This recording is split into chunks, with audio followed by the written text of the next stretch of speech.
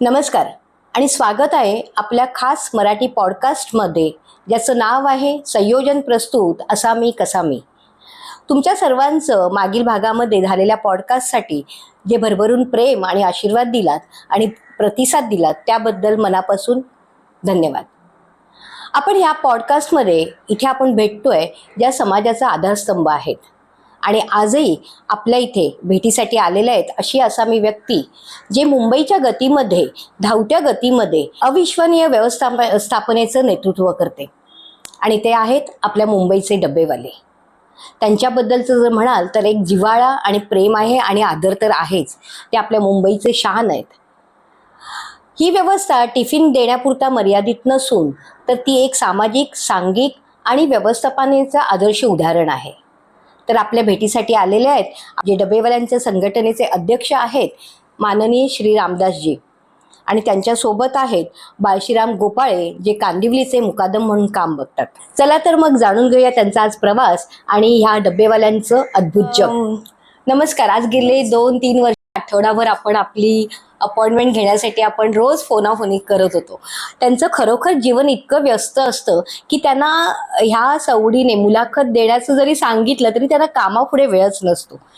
मला सांगा रामदासजी, सर्वप्रथम तुम्ही जेव्हा ह्या डबेवाल्यांची सुरुवात कशी केली, या संघटनेमध्ये कसे आलात, त्यामागचं प्रेरणादायी कथानक काय होतं? ह्या संघटनेची सुरुवात आमचे संस्थापक माधवजी बच्चे यांनी 1890 साली सुरू केली. ते ज्यावेळेस स्टार्ट केलं ते एक डबा, एक माणूस आणि एक ऑफिस असं स्टार्ट केलं. त्याच्यानंतर आता ह्या चालूला आमचे 5,000 लोक काम करतात मुंबईमध्ये. फक्त 5,000 लोक रोजचे 2 लाख डबे देतात, 5,000 लोक काम करतात. मग ह्यामागे तुम्हाला कसं हे करावं असं वाटलं? त्याच्या मागचं तुमचं प्रेरणादायी कथानक काय आहे? याच्यामध्ये कसं आहे की शिक्षण कमी असल्यामुळं पुढे ऑफिसमध्ये इकडे तिकडे कामाला जॉब मिळत नव्हता. मग करणार तर काय करणार, मग डब्याचे. कारण गावात आमचे जे लोक डब्यावरती काम करतात ते सगळे पुणे जिल्ह्यात आणि महाराष्ट्रात, ज्यांचं शिक्षण कमी ते डब्यावरती काम करतात. डब्यावर काम. त्यामध्ये काही शिक्षणाची आठ नसती, जे असेल ते माणूस काम. फक्त सायकल चालवता येणं हे गरजेचं. अच्छा, म्हणजे तुमच्या घरी कोणी हे आधी काम केलं होतं? भाव काम करायचे. हा, म्हणजे अनुभव त्यांचा होता आणि मग तुम्ही त्यांचंच प्रेरणा घेऊन काम सुरुवात केली. शिक्षण न घेण्याचं कारण म्हणजे असं घरची परिस्थिती नाजूक असल्यामुळे शिक्षणाचा थोडा. बरं, तुमचा ह्या संघटनेतला प्रवास कसा होता आणि हा अध्यक्ष होण्यापर्यंतच काही असे टप्पे असतात की निवडणुका असतात, म्हणजे काय असतं अध्यक्ष होण्यामागचं काय प्रवास करावा लागतो? ह्यामध्ये असं आहे की शिक्षणाचं आणि याचं काहीच फरक नसतो. अध्यक्ष होण्याचं कारण की कामकाजाची माहिती असणे, या समोरच्या व्यक्तीला कसं कुठल्या कामाचं पटवून देणे या गोष्टीवरती असते. आणि ज्याला कामाची जास्त माहिती असते त्यालाच या पदावरती ठेवलं. आणि जसे आपल्याकडे मुकादम आहेत कांदिवलीचे, मग तेव्हा त्यांना सुद्धा असं काही परीक्षा किंवा काही तुमचे असे इंटरव्ह्यू किंवा म्हणतात ना प्रोग्रेस करताना काय करावं लागतं? म्हणजे आता हे जरी मुकादम आहे ना, तर काय असतं, आता कुठल्या कंपनीमध्ये ऑफिसमध्ये सुपरवायझरचं काम काय असतं, फक्त लोकांना काम सांगणे या कुठल्या कामाची दखल घेणे. पण आमच्याकडे तसं नाही. आमच्याकडे मुकादम असो, मी अध्यक्ष आहे, हे मुकादम आहे, पण काय असतं यांच्याकडं 30-35 लोक कामाला आहे. तर त्या पूर्ण 35 लोकांचे डबे यांना पूर्ण पाठीमागे ऑफिसमध्ये पूर्ण माहीत असतं, जे लोक काम करतात त्याच्यामध्ये. आणि हे स्वतः काम न करता कुठल्या व्यक्तीला सुट्टीवरती सोडायचं असं त्यावेळेस हे काम करतात. आणि मी अध्यक्ष आहे, तर मी सगळ्यांना माहीत असतं अध्यक्ष लोक त्या पदाधिकारी असतात तर त्यांना कुठलं काम करावं लागतं, पण मला सुद्धा हे काम करावं लागतं. आणि आमच्यामध्ये कसं म्हणजे डबे पोचवण्याचं काम अध्यक्ष सुद्धा करत असतं आणि मुकादम सुद्धा करत असतं. जी व्यक्ती सकाळची 8 वाजता घर सोडते आणि ती ऑफिसमध्ये जाते, ती 1 वाजेपर्यंत फक्त जेवणाचीच वाट बघते. कारण त्या व्यक्तीला डबा पोचणे खूप गरजेचं असतं. त्यामुळे मग कुठलंही काय झालं तरी आपल्याला हे काम करणं गरजेचं आहे. कारण समोरचा व्यक्ती जेवण खाण्यासाठी वाट पाहत असतो आणि जर त्या व्यक्तीला नाही पोचलं तर आपल्याला कुठेतरी जीवाला अंतर स्वतःलाच. म्हणजे असं नाहीये की नुसतं टिफिन पोचवणं आणि हे झालं नाही, पण एक नातं निर्माण झालेलं असतं. पैसा म्हणून काम नाही करत आम्ही, फक्त समोरच्या व्यक्तीला कुठेतरी भूक त्यांची भागणे हे गरजेचं असतं. म्हणजे आम्ही सांप्रदायिक लोक आहे, आम्ही वारकरी लोक आहे, हे पण करतो. आणि आम्ही जे जेवण करतो ते पुण्याचं काम आहे, त्यामुळे आम्ही पैसा म्हणून काम करत नाही. अच्छा, मग कुटुंब किती मोठं असलं तरी म्हणजे त्याच्यामध्ये तुमचं भागतं म्हणायला हरकत नाहीये, कारण जी मनापासून त्यांनी ती सेवा केलेली असते. आणि लोकांना डबे पोचवणं म्हणजे त्यांची भूक संपवणं किंवा मिटवणं हे तुम्ही तुमचं काम करता. दररोज लाखो टिफिन्स वेळेवर पोहोचवण्यामागची कोणती यंत्रणा काम करत असते? सकाळी 8 वाजता जो कामगार निघतो, सकाळी 8 वाजता डबे घ्यायचं तो काम करतो. ज्यावेळेस सकाळी 8ला सुरुवात करतो तो सायकलवरती डबे घेतो. सायकलवरती डबे घेऊन आलं का स्टेशनला आल्यानंतर जे डबेवाले पूर्ण आहे ते एकत्र येतात. त्या ठिकाणी आम्हाला सर्वात जास्त बोललं तर ट्रेनचा प्रवास, कारण ज्यावेळेस ट्रेन चालू असते ना त्याच वेळेस आमचे डबे पोहोचतात. म्हणजे तुम्ही मुलाने कोणत्याही यंत्रणेचा प्रवास सर्वात जास्त आम्हाला आहे ना काळजी म्हणजे ट्रेनची. ट्रेन ज्यावेळेस चालू असेल त्यावेळेस आमचं डबे चालू असेल, कारण ऊन असो पाऊस असो काही असो, पण आमचं ज्यावेळेस ट्रेन चालू त्यावेळेस डबे चालू. म्हणजे सकाळी तुम्हाला 8 वाजता घरातून निघालं, मग प्रत्येक एरिया वाईज तुम्ही ते डबे कलेक्शन केलं जातं बिलकुल सायकलवरून? हो, कारण काय असतं सकाळी 8 वाजता जो माणूस निघतो ना तर एका माणसाला एक 10 डबे घ्यायला असतात. हो. सकाळी तुम्हाला सांगितलं 8 वाजता, समोरच्याला 8-10 मिनिटं 5 मिनिटाचं करत करत 10 वाजेपर्यंत त्यांना कसंही स्टेशनला पोहोचणं आहे. आणि आमची 10:35ची या 10:20ची प्रत्येक स्टेशनची वेगवेगळी. तर त्या गाडीला पोहोचणे, कारण त्या गाडीला जर नाही गेले तर मग प्रत्येक ठिकाणचे डबे वेळेवरती पोहोचत नाही. हायकलाला, दादर, लोअर परेल, चर्चगेट या ठिकाणी प्रत्येक ठिकाणी पोहोचत. आणि जी 10 लोक येतात ना ती 10 लोक आपला फक्त टायमिंग बघूनच निघून, त्यामुळे त्या माणसाला त्याच्या टायमावरतीच पोहोचणं गरजेचं. पण समजा एखाद्या घरातून डबाच उशिरा मिळाला तेव्हा मग तुम्ही काय करता? हा, त्यावेळेस खूप छान तुम्ही प्रश्न विचारला, कारण काय असतं की आमच्याकडे मुकादम लोक असतात. तर कधी एखाद्या व्यक्तीला वेळ झाला, सगळ्यांचं काही टायमावरती होत नाही, पण कधी ना कधीतरी अडचण असते, होते. आम्हाला अडचण असते, कस्टमरला अडचण असते, त्यावेळेस मुकदम लोकांचा त्या लोकांना फोन केला जातो की बाबा ह्या कस्टमरचं जेवणाचं लेट झालंय तर तुम्ही हा डबा घेऊन आम्ही पुढचा डबा घेऊ, म्हणजे तो मुकादम त्या व्यक्तीला सहकार्य करतो. अच्छा, म्हणजे दुसरा मग डब्बेवाला तो डबा कलेक्ट करतो. आणि मुकादम जे असतात ना 10 जणांचा ग्रुप आहे, त्यामध्ये 2 सुपरवायझर. बरोबर. सुपरवायझर मुकादम म्हणजे हे गोपाळे मुकादम आहे. हे काय करतात, त्या व्यक्तीला कुठला प्रॉब्लेम आला ते स्वतः तिथे पोहोचतात, त्या ठिकाणी पोहोचतात आणि डबे कलेक्ट करतात. म्हणजे 2 हे घेणार, बाकीचं त्या लोकांना घेतात. म्हणजे जे लेट होतं ते हे घेतलं, कारण पुढे 10:30ची टाइम 10:35ची गाडी पकडणे. हो, म्हणजे एखादा डब्बा जरी आम्ही सरळ महिला काय सांगतात घरातल्या, ओ बाहेरून घ्या हा तुम्ही यावेळेला, पण असं न करता तुम्ही म्हणजे जे मुकादम असतात ठरलेले ते त्यांचा डब्बा घेतात आणि त्या ठिकाणी 10-10:30च्या आधी पोहोचवला जातो. म्हणजे किती ही तत्परता आहे किंवा त्या मागची भावना आहे की नाही हा डब्बा त्या घरातून त्या माणसापर्यंत पोहोचला गेला पाहिजे. कारण की आम्ही कस्टमरची काळजी घेतो, त्यावेळेस कस्टमर आमची स्वतःची काळजी. बरोबर. म्हणूनच आज प्रत्येक डबेवाला म्हणजे प्रत्येक घरातला म्हणजे मुंबईच्या डबेवाल्यांचा जो मान आहे, जी शान आहे मुंबईची, आणि प्रत्येक घरातली जशी बाई एखादी वाट पाहत असते तशी तुमची नक्कीच वाट पाहत असेल. कारण माझ्या टायमिंग असतो, तुम्हाला सांगितलं 9:05ला येणार, ते 9:05लाच तिथं. हो, 9:10ला सांगितलं 9:10ला सांगितलं, कारण तो टायमिंग त्यांचा फिक्स असतो. 1-2 मिनिटं मागे पुढे होतच. ते पण आपण पण समजतात, ती लोक पण समजतात. म्हणजे 10 पर्यंत एका व्यक्तीला 10 डबे कलेक्ट करण्याचं काम असतं. 10 ते 15 असतात, 15 असतात, 20 असतात. काही लोकांना एका ठिकाणी गेले तर त्यांना 40-50 डबे घ्यावे. अरे बापरे, मग ते सायकलवर जमतं? सायकलला आमचं साईडला कडी असते ना त्याच्यामध्ये अडकून ते लोक करतात. कारण डब्बा जरा तरी हल्ला तरी त्यातली भाजी सांडते, कारण अख्खा टिफिन असते. करून देणारे लोक त्या पद्धतीने. बरोबर. त्यांना माहित आहे डबा वाकडा झाला तरी पडणार. कारण अगदी छोटी छोटी गोष्ट आहे. म्हणजे आम्ही जेव्हा मुलांना डब्बे देतो किंवा नवऱ्याला डब्बा देतो तर भाजी जरा बॅग मध्ये सांडली ना तरी पण चिडचिड होते.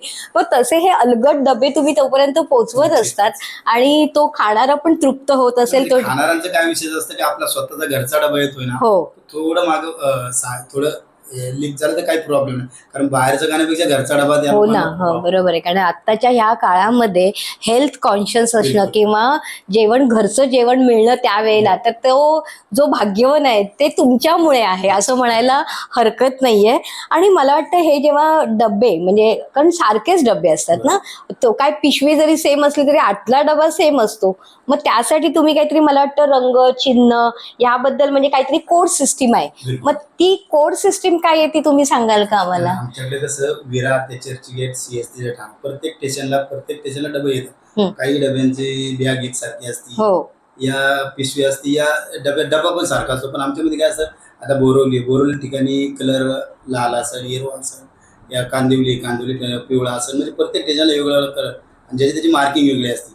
समजा माझं नाव रामदास आहे तर माझा एक मार्किंग R असतं, हे गोपाळे यांचं नाव जी म्हणजे जी असतं. मार्किंग, अच्छा, कलर एक असला तरी मार्किंग वेगळी असते. मार्किंग. पण काही आडनावं जर जी वरून दोन्ही सारखी आली मग तेव्हा काय करतात? एक वेळेस जी ए केला जातो, हा. जी बी केला जातो, हा, असं हा, पण हा, असं हा. प्रत्येकाची सिस्टम. हा. आणि त्याच्यामध्ये काय होतं की हे लोक ज्यावेळेस ती कोडिंग सिस्टम करतात, पहिल्या दिवशी जो डबा येतो ना त्याची पूर्णतः माहिती घेतली जाते. नवीन डबा आल्यानंतर तो पाठीमागचा घेतो, तो ॲड्रेसवरती पुढच्या ठिकाणी पोहोचवतो.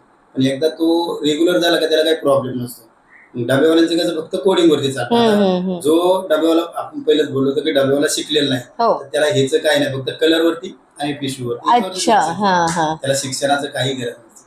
फक्त डबा ओळखून आणि ते कोडिंग मार्किंग. त्याला कंपल्सरी त्याच्या ते माइंड मध्ये बसतं. म्हणजे जो व्यक्तीने डबा घेतलेला आहे तोच व्यक्ती तोपर्यंत नाही, असं पोहोचवतो. नाही. म्हणजे काय असतं, तुमच्या घरातून जो डबा हा, घेतला जातो, हा. इथून स्टेशनला दुसरा माणूस घेऊन बरं, हा. स्टेशनवरून इथून एक नंबर, हो. तिथून दुसरा माणूस पुढच्या पुढच्या स्टेशनवर, स्टेशनला. स्टेशनवर तिसरा माणूस, म्हणजे एक डबा तिसऱ्या माणसाच्या हातात जातो.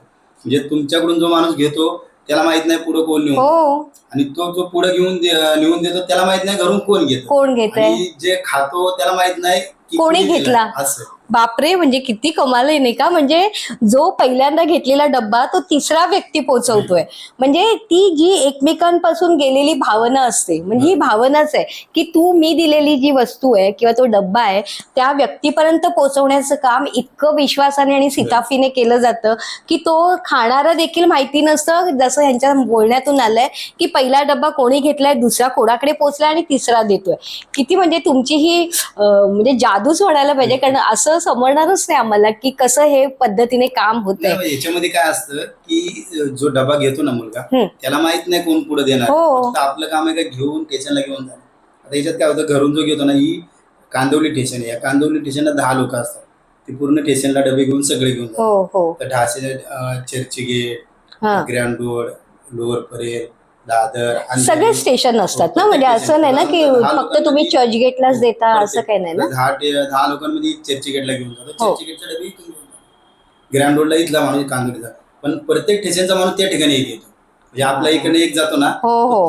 त्या स्टेशनला दुसरा माणूस असतो. प्रत्येक स्टेशनचा माणूस म्हणजे 10 ते 20 लोक त्या ठिकाणी येतात. त्यांचे डबे ते घेऊन जातात, आपलं घेऊन जातात. फक्त त्यांच्याकडे काय असतं की नरिमन पॉईंटला जे डबे तो माणूस घेऊन जातो, माझं तो घेऊन जातो, त्याचं मी घेऊन जातो, असं पद्धत. म्हणजे कसं आपण बोलतो चैन सिस्टम, बरोबर आहे. सहकार्य. मग डबेवाल्याची एकजुटी याच्यावरतीच असते. याच्याचे काय मतलब नाही, डबा कुणाचा आहे काय नाही, फक्त आपलं कस्टमर पोहोचवणे का.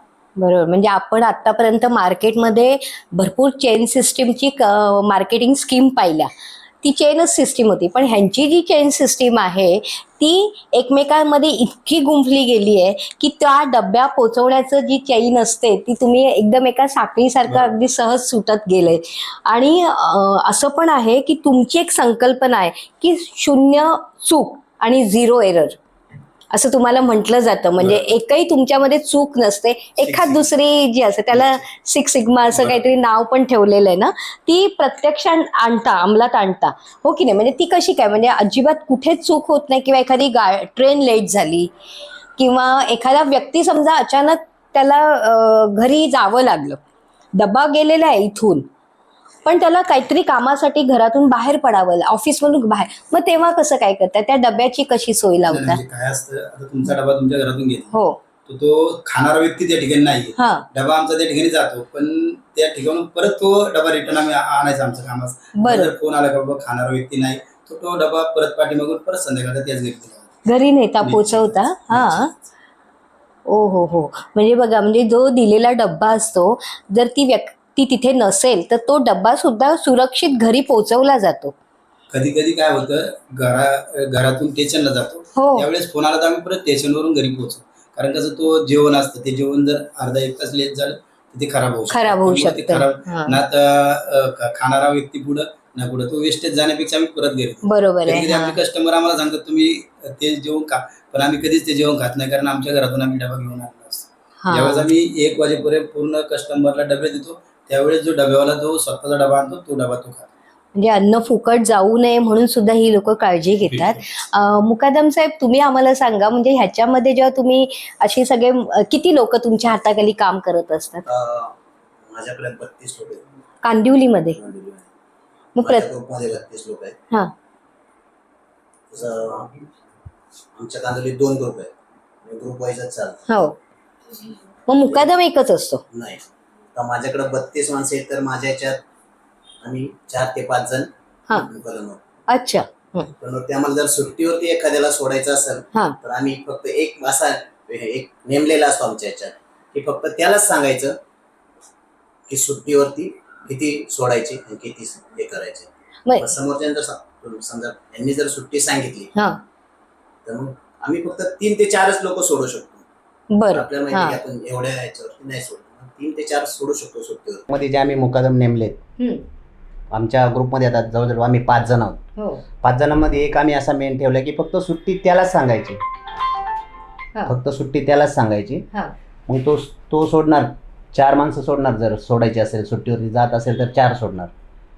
मग आता हे जे आपण मुलाखत घेतोय, मग तेव्हा ते तुम्ही कामं तुमची आटपून किंवा सांगून असे आलेले असता, परमिशन घ्यावी लागते का तुम्हाला? समजा की- मी इकडे आलोय तर मी पहिली परमिशन घेतली माझ्या ग्रुपमध्ये की असं आहे.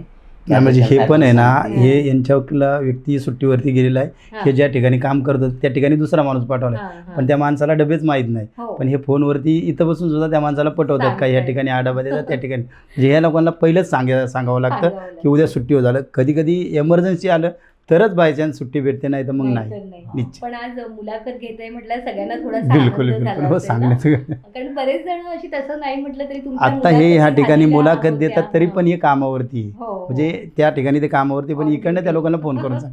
आणि मला वाटतं तुमच्या दोघांची खास मैत्री आहे, तुमचं शिक्षण काहीतरी एकत्र झालंय. निश्चितच आम्ही ना? पहिलीपासून तर 10वीपर्यंत संगतीच शाळा शिकलेलो, एकाच वर्गामध्ये. पहिलीपासून तर 10वीपर्यंत एकाच वर्गामध्ये होतो. आमच्या लहानपणाची खूप दोस्ती. हो काय. किती वर्ष तुम्ही एकत्र आहात म्हणजे असं? कमसे कम आता ते 10 वर्ष, म्हणजे आम्हाला कमसे कम 30-35 वर्ष झाली एकत्रच आहे. एकत्र. ते गावावरून आले, हे वेगळ्या गावचे, मी वेगळ्या गावचे. हो का? हे खेड हा. तालुका, मी मावळ तालुक्याचा. पण आम्ही शाळेमध्ये एकाच ठिकाणी होतो. मी मामाच्या इकडे शाळेत होतो आणि हे यांच्या गावाकडे होते. म्हणजे आम्ही एकत्र शाळा शिकल्यानंतर मुंबईला आलो. मुंबईला आल्यानंतर दोघं पण डब्यावरतीच मग कामाला आलो. कामावर कोणी निश्चित. एकमेकांना सांगितलं नाही का असं नाही, इथे हे पहिले जातो आले वगैरे? आणि नंतर हा. मी आलो. अच्छा. त्यानंतर मग काम करता करता मी असं अध्यक्ष झालो आणि हे मुकादम झाले. मुकादम असं म्हणजे दोघं आम्ही एकत्र. आत्ता सुद्धा कधी भेटलो तर आम्ही एकत्र काम करतो. मी मालाडला असतो आणि हे कांदोडला असतो. ही दोस्ती तुटायची नाही असं म्हणतात ना, तसं निश्चितच. त्याने अगदी शाळेपासून ते अगदी कामावर जाण्यापर्यंत तुमची एकत्र मैत्री निश्चितच. आहे. शाळेत एकत्र शिकलात, कामावर जाण्याचं एक असं दोघांमध्ये कधी असे काही खटके किंवा नाही नाही, अशा भांडणं गोष्टी वगैरे कधीच नाही असं होत. काही झालं? नाही नाही, काही नाही. असं? कधी आमच्या डब्यांमध्ये काय असतं की यांनी जो डबा घेतला तो दुसरा व्यक्ती घेऊ शकत हो, नाही. हो, हो. कधी जर हा प्रॉब्लेम झाला तर हे कारण मी अध्यक्ष असल्यामुळं ह्या गोष्टी आमच्याकडे येतात. त्यावेळेस त्या समजून सांगितलं बाबा दुसऱ्यांनी घेतला तरी त्यांना जाऊ दे, पण आपल्यामध्ये वादविवाद नको. आमच्याकडे कसं असतं, कधी आपल्याकडे कुठली केस झाली तर आपण कोर्टामध्ये जातो. आमच्याकडे हो. कोर्ट वगैरे काय नसतं. आमच्याकडे फक्त जे कोर्टाचा जो एकमेकांना निकाल समजून घ्यायचं. निकाल म्हणजे जी आमची पदावरची लोक, अध्यक्ष, कमिटी मेंबर असतात ना, त्यामध्ये हा प्रश्न सोडवला जातो. आमची 15 तारखेला मिटिंग असते, त्याच्यामध्ये कोणत्या डब्याचा कुठला काय प्रॉब्लेम असा तो त्या ठिकाणी, म्हणजे आमचं कोर्ट बोललं ना तर ते आमचं ऑफिस हा, असं हे म्हणजे झालं कोर्ट. फक्त कामापुरतं म्हणजे निश्चितच. जे. पण असं व्यक्तिगत जीवनामध्ये पण तेवढीच मैत्री आहे. निश्चितच. आता आम्ही शाळेमध्ये होतो तर आमच्या शाळेमधली जी ग्रुपची मुलं असतील, मुले असतील, आमची जी शाळेमध्ये शिकलो, कधी कधी आम्हाला ती लोक भेटतात आणि आम्ही कधी कधी फिरायला पण जातो यावेळी. हा म्हणजे बघा, म्हणजे किती कोणतेही वय असलं आणि मैत्री ही कशी आहे बघा. म्हणजे आज आपण म्हणतो की कुठेतरी फिरायला जाऊया, रोजचं तुमचं फिरणं होतच असतं, बिलकुलच. पण मैत्री आणि ते जग असतं. तर तुम्ही तुमची फॅमिली घेऊन आणि मित्रांबरोबर एकत्र एन्जॉय करणं हे सगळं करत आमच्या ग्रुपमध्ये आम्ही 30-35 लोक होतो, पण हा. त्या लोकांमध्ये आम्ही दोघेच डब्याचं काम करतो. बाकी सगळे हा. ऑफिसला, कोण हा, कुठं हा. वेगवेगळ्या ठिकाणी बरोबर. पण कधी जर फिरायला जायचं बोललं ना तर सगळे एकत्र सगळे राहून एकत्र फिरायला. जातात. आणि हा तुमचा ड्रेस कोड जो आहे म्हणजे एक टोपी ती बरोबर. महत्वाची आहे आणि ती प्रत्येकाच्या डोक्यावर असते. निश्चित. ते म्हणजे तुम्हाला असं सांगितलं असतं की ते आपोआप नाही झालं याच्यामध्ये असतं? काय असतं, जे डब्यावाल्यांना जी टोपी आहे ही कोड मार्क आहे. म्हणजे आपण काय करतो, ह्या टोपीचं जर कुणी नाही घातलं तर त्याला फाईन असते. म्हणजे अच्छा, हां. जो मुकादम असतो, हे मुकादम आहे. हे यांच्याकडे 35 लोक कामाला आहेत, तर हे प्रत्येक कामगारांच्या साईटमध्ये म्हणजे याच्यामध्ये जाऊन चेक करतं का टोपी घातली का नाही. जो व्यक्ती टोपी नाही घालत त्याला 100 रुपये फाईन भरावं लागते. तिकडे हो. डब्यावाला कुठला असो, सफेद ड्रेस आणि टोपी हे घालण्याचं आहे त्यांना. टोपी, निश्चित. हां.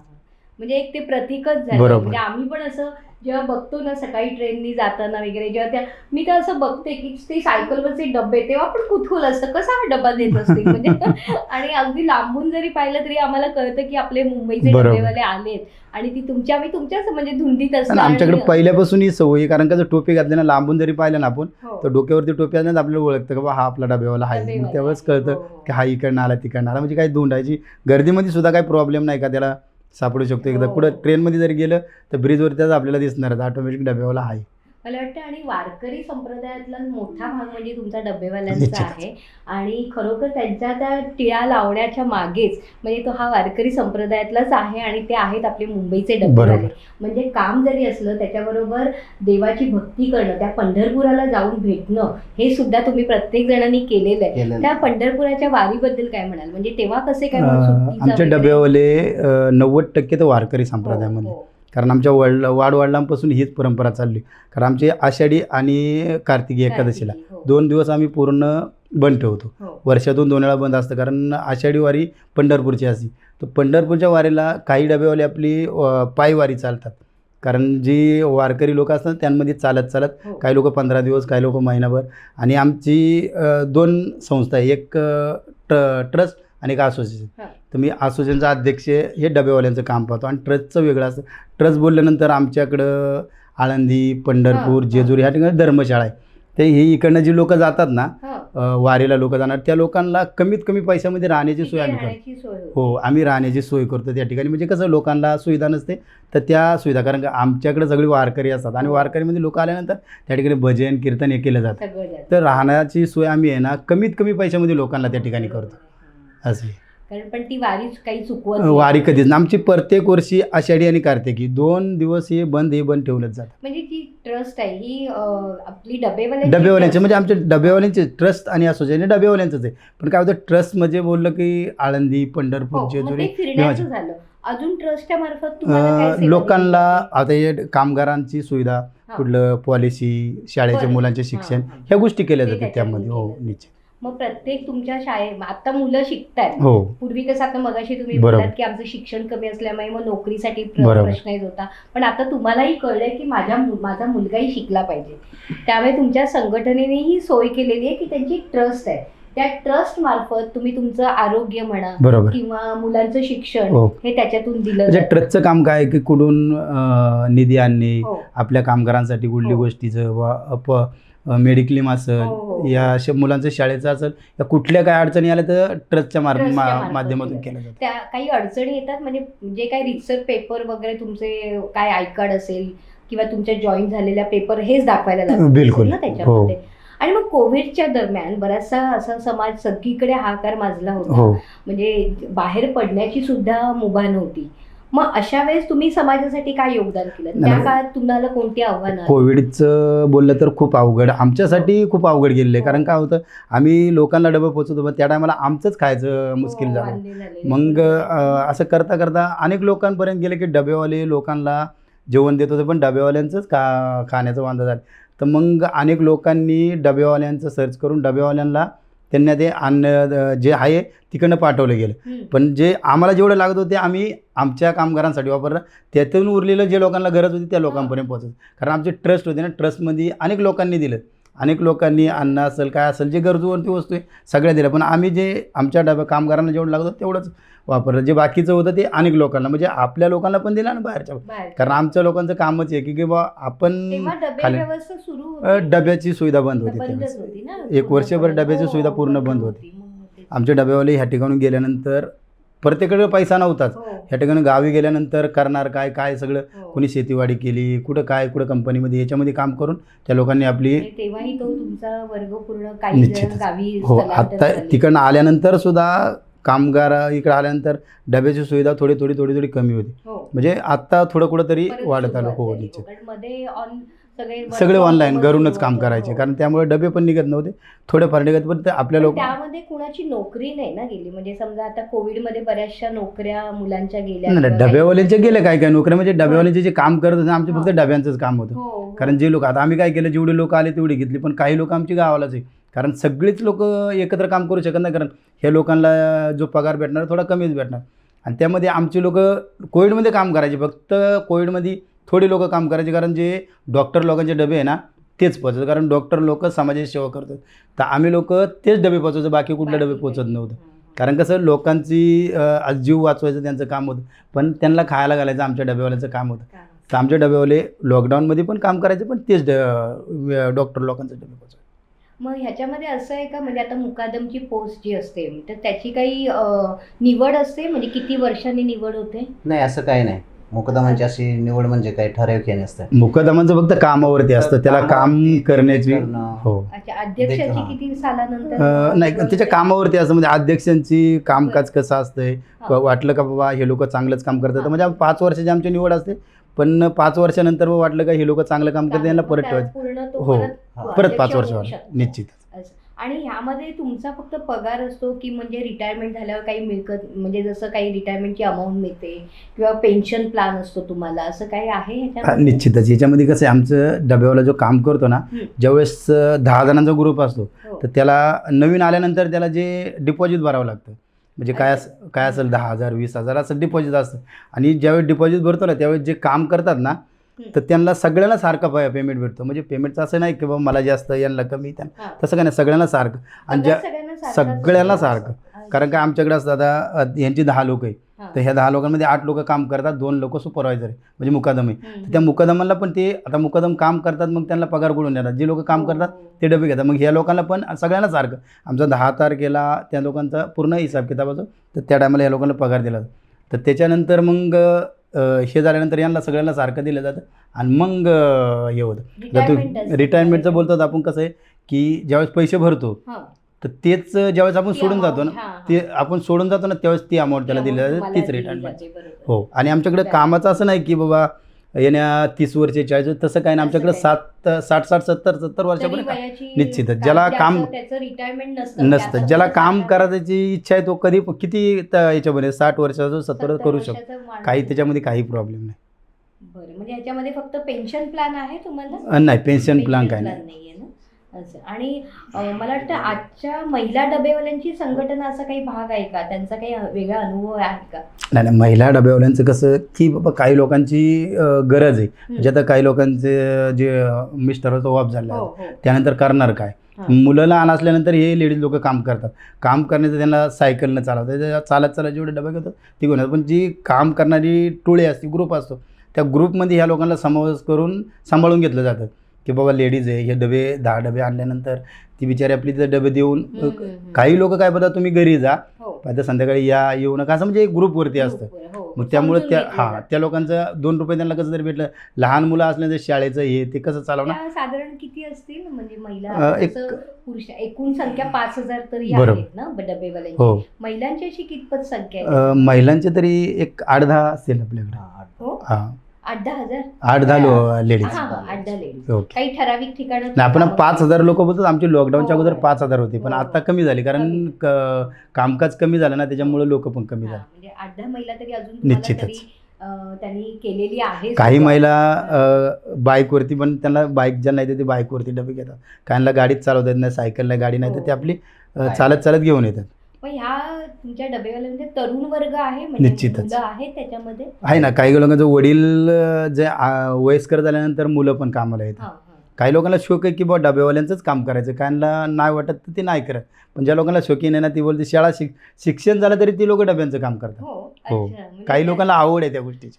म्हणजे आजही म्हणजे जसं प्रत्येक घरातला एखादे वडील काम करत असतात, त्या वडिलांचं बघून शिकलेला मुलगा सुद्धा या काम करण्यामध्ये तयार असतो. त्यांना कोणत्याही प्रकारचे डबे पोहोचवणे म्हणजे असं त्यांच्याकडे ही भावना किंवा त्या माणसांपर्यंत ती भूक भागवणं, कुठल्या गोष्टीचं त्यांना छोटापणा नाही वाटत का बाबा हे डब्याचं काम करून आपण कमीपणाचा काहीच प्रश्न नाही. कारण कसं आपल्या वडिलांनी केले तर आपण पण, आज बाहेरचे लोक येऊन डबेवाल्यांना विचारतात, तर म्हणजे डबेवाल्यांचा एवढा मान आहे, त्या लोकांना वाटलं की आपण पण हेच करावं. बरोबर, तुम्ही आता बोललात, कारण आंतरराष्ट्रीय स्तरावर सुद्धा तुमचं कौतुक झालेलं आहे. म्हणजे प्रिन्स चार्ल्स आणि हार्वर्ड युनिव्हर्सिटी बद्दल, म्हणजे त्यांनी त्याबद्दलचा तुमचा काही अनुभव होता का? त्या टायमाला आम्ही फक्त काम करायचे. आमचे जुने अध्यक्ष होते सोपानजी मरे, रघुनाथ मेदगे, ही लोक होती त्या टायमाला. आम्ही त्या टायमाला डब्याचं कामच करायचं. पण ज्यावेळेस प्रिन्स चार्ज आले, ते लोकांनी प्रिन्स चार्जने आम्हाला विचारले की डब्यावाल्याला भेटायचं. आता कसं डब्यावाली एवढी शिक्षण कमी असल्यामुळे त्यांना काय माहीत नाही, फक्त आपलं कामाचेच म्हटलं. तर ठीक आहे बोलले प्रिन्स चार्जला भेटायचं बोलले भेटूया काही प्रॉब्लेम नाही. मग आमचे अध्यक्ष हे लोक बोलले आम्ही प्रिन्स चार्जला भेटणार पण चर्चगेट स्टेशनला. ज्यावेळेस आमची कामाची वेळ असते ना त्याच टायमाला आमची कामाला 11:30ला माणूस 11:30 ते 12 हे एवढेच वेळ. आम्हाला काय माहिती प्रिन्स चार्ज कोण आहे काय ते आपल्याला माहीतच नाही. आता हे भले राजा होता तो तिकडे होता आम्हाला त्याच्यातलं काय डब्यावाल्याला फक्त आपलं कामाशी मतलब त्यांना काय बोला डब्या. आणि त्यांनी हे पण सांगितलं की प्रिन्स चार्ज यांना फक्त आम्ही अर्धा तास भेटू शकतो. तर आता तिथं गेल्यानंतर माहीत झालं की बाबा प्रिन्स चार्ज कोण व्यक्ती आहे काय. त्यानंतर मग आम्हाला प्रिन्स चार्ज ते पण बोलले ठीक आहे मी भेटू शकतो. आता एवढा मोठा व्यक्ती आम्हाला माहीतच नाही. ते आले आम्हाला अर्धा तास तिकडे भेटले त्यांनी आमची माहिती घेतली. त्यानंतर मग आपल्या मुंबईमधली जी लोक आहे ना त्यांना माहीत झालं की बाबा प्रिन्सच्याच डब्यावाल्याला भेटायला आला. त्यानंतर मग आपल्या इकडे लोक की डब्यावाल्याला भेटायला बाबा तो डब्यावाल्याला भेटायचं आहे चहा प्यायला या हे करा या. म्हणजे नंतर डब्यावाला हा कोण होता पहिला माहीत नव्हता. जेव्हा प्रिन्सचा झाला तेव्हा माहीत झालं का डब्यावाला कोण व्यक्ती. म्हणजे आपल्या मुंबईतल्या आपल्याच लोकांना आपला माणूस काय करतो ते माहीत नव्हतं. पण प्रिन्स चार्जनी ते आल्यानंतर माहीत झालं की डब्यावाला हे असते असे. तेव्हा सुद्धा म्हणजे किती साधी राहणी आणि उच्च विचार असतात बघा. त्यांनी आपलं काम न सोडता की आपल्याला कोणतरी भेटायला येतंय म्हणून हातातली जबाबदारी टाकून जायचं आणि तिथे जायचं. तर असं न करता त्यांनी अगदी स्पष्ट सांगितलं की आम्ही संध्याकाळी काम संपल्यावर आपण दुपारी म्हणजे आमचं कामाची वेळ होती 11:30 ते 12 ते चेंज सिस्टमचं शॉटिंगचा टाईम असतो ना त्या टायमाला बोलले आम्ही अर्धा तास तुम्हाला भेटूया. आणि चर्चगेट स्टेशनलाच आम्ही फुटपाथलाच भेटलो. असं हॉटेलला वगैरे हे काहीच नाही आम्ही जर फुटपाथलाच भेटलो सगळेजण. म्हणजे याबद्दल ना काही बोलायचं म्हटलं तर काही बोलताच येऊ शकत नाही. असं काही लोकांनी असं ठरवलं असतं की नाही अगदी एखादं स्पॉट ठरवलं असतं हॉटेल ठरवलं असतं आणि छान अगदी सगळे डबेवाले आले असते आणि आपले पत्रकार म्हणा टीव्हीवाले म्हणा सगळे आले असते आणि ती बातमी झाली असती. पण त्यानंतर खरी बातमी झाली आणि मुंबईच्या डबेवाल्यांची तेव्हा कुठे ओळख झाली असं म्हणायला लागेल आपल्याला. एक सांगू इच्छितो की आमच्याकडं आज आमची रोटी बँक ही संकल्पना आम्ही चालवतो. रोटी बँक बोलल्यानंतर ही खूप जीवाला लागणारी गोष्ट आहे. कारण काय होतं जी लोक गोरगरीब आहे ते लोक आज फुटपाथला झोपतात बसतात तर त्या लोकांना खाण्याची सुविधा खूप त्यांची वेगळी असते. म्हणजे त्यांना कधी खायला भेटत नाही. एकदा असं मी चाललो असताना सायकलवरती एक छोटा मुलगा होता तो कचऱ्याच्या डब्यामधून ते जेवण पडलं खात होता. ते खूप वाईट वाटलं. मग नंतर आम्ही विचार केला आमच्या कमिटीमध्ये असं केलं की बाबा ही लोक असं करतात. मग आम्ही काय केलं कस्टमरला सांगितलं की बाबा कस्टमरला मतलब जे डबे लोक काम करतात त्यांना सांगितलं की तुम्ही कस्टमरला सांगा की तुमच्याकडं कुठलं जेवण उरलं असेल बा तुम्ही खाऊन जे राहिलेलं जेवण आहे तुम्ही आम्हाला फोन करा ते आम्ही जेवण घेऊन ज्या लोकांना गरजू लोकांना जे लागतं ना त्या लोकांपर्यंत पोचवायचं काम करतात. तसे असं करता करता आम्ही खूप काय केलं. त्यानंतर मग डबेवाले जे काम करतात ना तर त्यांना प्रत्येकाने असं ठरवलं की बाबा आपण कस्टमरला डबे देतो. तर मग कस्टमरलाही सांगितलं तुम्ही ऑफिसला जाता ज्यावेळी तुमच्याकडे पार्टी असेल काय असेल तर ज्यावेळी तुमचा डबा जो भरलेला असतो तर तुम्ही खालाच नसेल तर तोही डबा आम्हाला सांगा की तो डबा आम्ही आहे ना या गोरगरिबांना पोचवायचं आम्ही काम करतो. कारण असं अनेक ठिकाणी आम्ही आणि लोकांना पण आम्ही आवाहन केलेलं आहे की बाबा तुमची पार्टी असेल कुठं लग्न असेल त्याच्यामध्ये जेवण जे उरलेलं आहे ना ते आम्हाला फोन करा आम्ही त्या ठिकाणी येऊ ते जेवण कलेक्ट करू ज्या लोकांना लागतं गरजू लोकांना ते पोचवलं जाणार. खरंच खूप धन्य आहे ही गोष्ट. म्हणजे आज आपण प्रत्येकजण कुठेतरी नावाला करत असतो. आज कोणत्या तरी संस्थेला भेट देणं आणि वृद्धाश्रमांना भेट देणं तिथे जेवण देणं हे पण ही जी कल्पना आहे म्हणजे तुम्ही जी सांगितली की उरलेला डब्बा किंवा तेव्हा काही अडचण असेल आणि ती पार्टी असेल किंवा तो डब्बा राहिलेला असेल तर फुकट न जाता त्यांनी तो डब्बा त्या गोरगरिबांपर्यंत पोहोचवलेला आहे. ही मोठी मोठी म्हणजे भावना जी आहे या प्रत्येक प्रश्नातून किंवा या उत्तरातून एकच दिसतंय की भावना. त्यांनी प्रत्येक क्षणाला भावना तुम्ही जपलेला आहे आणि ह्या वारकरी संप्रदायातून तुम्हाला ते शिकवलं जातं माणसांना जपणं. हो एकमेका सहाय्य करू या गोष्टी आम्हाला शिकवल्या जातात. तर मित्रांनो हे होते आपल्या मुंबईचे डबेवाले जे एका अनोख्या व्यवस्थेचं नेतृत्व करतात. ह्या टिफिन देण्यापुरता त्यांची ही जी सेवा आहे त्याच्यामागे एक निस्सीम सेवा आहे सांघिक एक संघशक्ती आहे आणि अविश्वसनीय व्यवस्थेचं नेतृत्व करणारी ह्या डबेवाल्यांचं ही दुनिया आहे की ते अद्भुत आणि विलक्षण आहे. म्हणजे जिथे आपण छोट्या छोट्या गोष्टींचा सहज विसर पडतो पण ह्यांनी प्रत्येक त्यांच्या त्या कामातूनच मग एखाद्या गोरगरिबांना मदत करणं असू दे किंवा अन्न वाया जाऊ नये म्हणून त्याची घेतलेली खबरदारी सुद्धा असू दे वेळेवर पोचवलेली जबाबदारी ही त्यांची मुख्य कल्पना आहे आणि त्यांनी ती पूर्णपणे ते पार करतात. अशा या आसामी व्यक्तींना आपण भेटलो त्याबद्दल तुम्ही आम्हाला निश्चित कळवा की अशा या आसामींना भेटताना आणि मला त्यांच्याशी संवाद साधताना खूप आनंद आणि एक मनाला विलक्षण समाधान झालं. आणि तुम्ही इथे आलात आणि ह्या आमच्या पॉडकास्टला तुम्ही जी काही तुमचं अद्भुत जग सांगितलं त्याबद्दल खरोखर धन्यवाद आणि तुमचे खूप आभार.